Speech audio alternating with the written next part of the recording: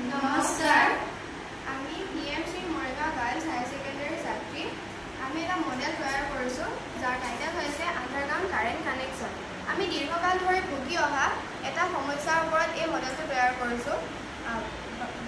যিমানেই বাৰিষাৰ কাল অৰ্থাৎ ধুমুহা বৰষুণৰ দিন আহে সিমানেই আমি কাৰেণ্টৰ অসুবিধাত ভুগিব লগা হয় আৰু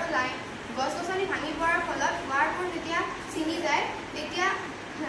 বহুদিন ধৰি কাৰেণ্টৰ অসুবিধা ভুগিব লগা হয় আৰু বহুতো কাৰ্য স্থগিত ৰয় আৰু ইয়াৰ লগতে বহুতো এক্সিডেণ্টো হয় মানুহে কাৰেণ্টত লাগি মৃত্যুমুখতো পৰিব লগা হয় জীৱ জন্তুৰো ক্ষতি হয়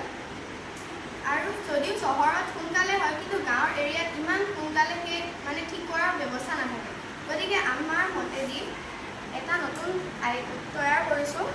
মডেল যাৰ সহায়ত মাটিৰ তলেদি কানেকশ্যন কৰা হ'ব আৰু তেতিয়া গছ গছনি ভাঙি পৰাৰ কোনো চিন্তা নাথাকে আৰু ইয়াৰ ঘৰৰ সন্মুখত এটা সৰু কাৰেণ্টৰ ঘৰ থাকিব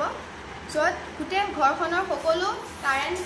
তাত কানেকশ্যন কৰা হ'ব আৰু যোনে বিল দিয়া নাযায় সিহঁতৰ কানেকশ্যন ইয়াত কাটি দিয়া হ'ব